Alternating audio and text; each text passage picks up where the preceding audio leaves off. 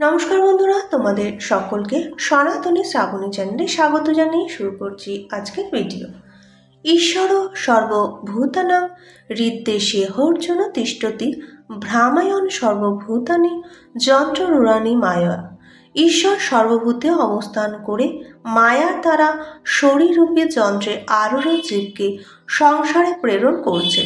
শ্রীমদ্ ভগবদ্গীতার দৃষ্টিকোণ থেকে বিশ্বব্রহ্মাণ্ড তথা ঈশ্বরের স্বরূপ বিশ্লেষণ আমরা উপলব্ধি করার চেষ্টা করি। জীবাত্মার অবিনশ্বরতা ও তার গতি এবং পুনর্জন্ম সম্বন্ধে ভগবান শ্রীকৃষ্ণ অর্জুনকে বলেছিলেন, বাসাংসি জীর্ণানি যথা বিহায় নবানি গৃহান্নাতি নরঃ পরাণি তথা শরীরানি বিহায় জীর্ণা নন্নানি সংজাতি নবামি দেহি। আত্মা সৃষ্টি করা যায় না আর বিনাশও হয় না। পুরনো জীর্ণ বস্ত্র পরিত্যাগ করে আমরা যেমন নতুন বস্ত্র পরিধান করি, সেইরূপ দেহ জীর্ণ হয়ে গেলে আমরা পুরনো দেহ পরিত্যাগ করি এবং নতুন দেহ ধারণ করি। এইসব আত্মার অবিনশ্বরতা ও জন্মান্তরবাদের কথা ভগবান শ্রীকৃষ্ণ বলেছিলেন।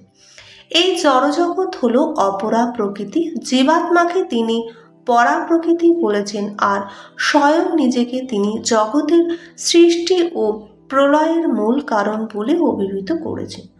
অপরা প্রকৃতিতে তিনি আবার অধিভূত, পরা প্রকৃতি অধিদৈব এবং স্বয়ং নিজেকে তিনি আধিযজ্ঞ বলেছেন। বিশ্বজোড়া পরম চৈতন্যকে তিনি বিভু ক্ষেত্রজ্ঞ বলেছেন। আমাদের ঈশ্বরীয় তত্ত্বে প্রধান তিনটি ধারা বর্তমান। প্রথম হলো শক্তিধারা। সত্য, রজ, তম এই ত্রিগুণাত্মিকা জড়শক্তি, তার সঙ্গে যখন বিশ্বচেতনা যুক্ত হয় তখন তা শাশ্বত চিরকালীন সত্তা আদ্যাশক্তি মহামায়া দেবী দুর্গারূপে পূজিতা হন। এরই বিভিন্ন রূপ সৃষ্টিকারিণী মহাসরস্বতী, পালনকারিণী মহালক্ষ্মী ও ধ্বংসকারিণী মহাকালী। এছাড়াও মায়ের আরও রূপ আছে। দক্ষযজ্ঞের সময় শিবকে তিনি দশবিদ্যার রূপ দর্শন করিয়েছিলেন। কালী, তারা, সরসী, ভুবনেশ্বরী, ভৈরবী, ছিন্নমস্তা, ধূমাবতী, বগলা, মাতঙ্গী, কমলা এই সবই মাতার রূপ। ব্রজে কৃষ্ণকে পতি হিসেবে পাবার ইচ্ছায় গোপীরা সব মা কাত্যায়নীকে সন্তুষ্ট করার জন্য মাতার ব্রত করেছিলেন।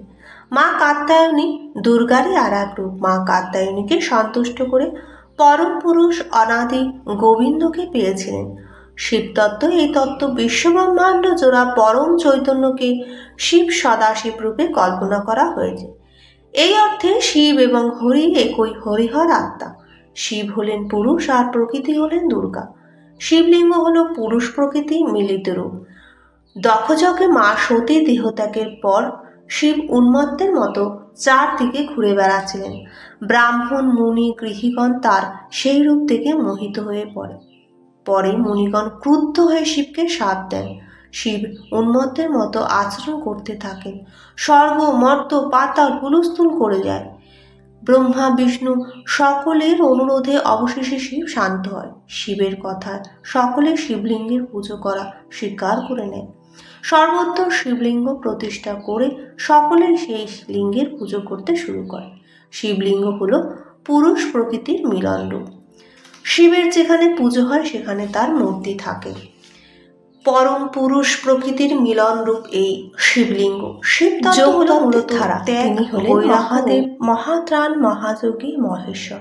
ভূলোক, ভুবলোক, স্বলোক, বিশ্বব্রহ্মাণ্ড জোড়া সূর্য সম ভগবানের সেই জ্যোতি প্রকাশে আমরা ধ্যান করি।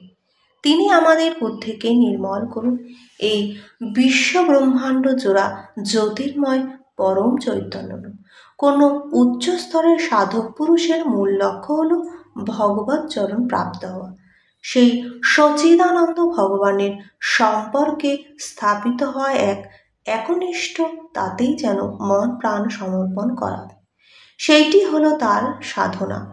ভিডিওটি এখানে শেষ করলাম। কেমন লাগলো অবশ্যই কমেন্টের মাধ্যমে জানান। লাইক, শেয়ার, সাবস্ক্রাইব করে পাশে থাকার অনুরোধ করছি। নমস্কার।